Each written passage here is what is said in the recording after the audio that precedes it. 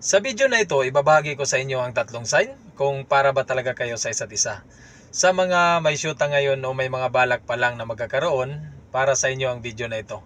Sa buhay kasi mahalaga na napili mong mabuti ang magiging mong partner dahil malaki ang magiging impact nito sa takbo ng inyong buhay. Lalo na kung may balak kayong pumasok sa mundo ng pagninegosyo. Sana lang matapos mo ang video na ito at sure ako na marami kayong makukuha ang magandang aral dito.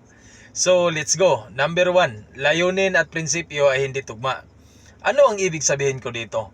Mayroon siyang paniniwala o principle sa kanyang buhay na hindi ka sangayon o hindi din siya sangayon sa iyo.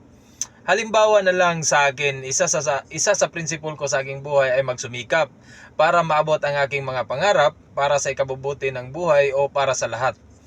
Sa paniniwala ko na ito, alam kong hindi ito madali. Dahil alam ko mismo sa sarili ko na marami pang pagsubok ang pagdadaanan ko dito bago ko ito maabot. Kaya ang tanong, kung tutugma ba ito sa paniniwala mo, sang-ayon ka ba dito? Ang point ko dito bilang mag-asawa o magjowa, dapat willing kayo magtulungan sa bawat isa sa hirap man o ginhawa. Dapat may pagsang-ayon sa bawat isa sa mga dapat gawin, lalo na kung para naman ito sa inyong magandang bukas.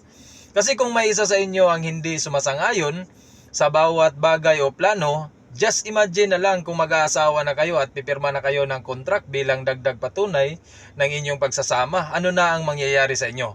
Kumbaga may kanya-kanya kayong direksyon sa buhay. Paano kayo aangat ng sabay-sabay? Sabihin na natin na hindi naman totally kailangan na perfect talaga ang lahat, tutugma talaga kayo. Ang point dito, at least man lang, sa mga mahalagang desisyon o layunin para sa inyong buhay ay may pagsang-ayon sa bawat isa. Kasi kung hindi ito mangyayari, masasabi ko lang baka hindi kayo para sa isa't isa. Number 2, dapat inspired, happy, and motivated ang bawat isa. Para sa akin, ang ibig sabihin nito, alam mo mismo sa sarili mo bilang asawa o jowa na kung may gagawin ka na isang bagay ay alam mong suportado ka or may suporta ka talaga na nanggagaling sa partner mo. Nang dahil dito, na pinapakita niya na may suporta siya sa iyo, mas lalo ka pang gaganahan gumawa ng mga bagay para sa ikakaunlad na inyong buhay. Kumbaga, hindi ka magdadalawang isip na sumubok sa mga bagay na alam mong ikabubuti naman sa inyo. At higit sa lahat, kakayanin mong abutin ang bagay na magbibigay pa ng mas magandang buhay para sa inyo bilang magpartner o mag-asawa. Number 3, palagi na lang kayong nag-aaway bilang mag-asawa. Bilang mag-asawa o magjowa, isa ito sa hindi magandang sign na posibleng hindi kayo para sa isa't isa.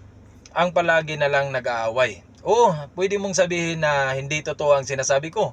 Pwede mo naman sabihin na ganyan naman talaga ang mag-asawa. Normal lang yan na nag-aaway talaga. Sige, palagay na lang natin na tama ka. Pero paano naman kung araw-araw o oras-oras na lang kayong nag-aaway?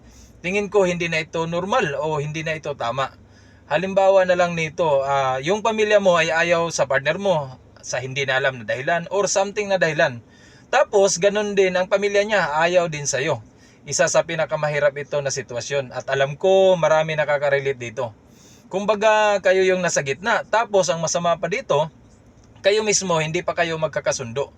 Ang mangyari nito, posibleng ito ang dahilan na palagi na lang kayong nag-aaway.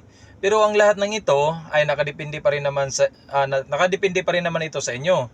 Pero tulad ng nasabi ko, kung palagi na lang kayo nag-aaway, baka hindi talaga kayo para sa isa't isa. So ang tanong ko ngayon, may alam ka pa ba na posibleng dahilan para hindi kayo matulad sa salitang pinagtagpo pero hindi tinadhana? Paki-comment na lang sa baba at siyempre maraming salamat sa inyong pagsubaybay. Paalam.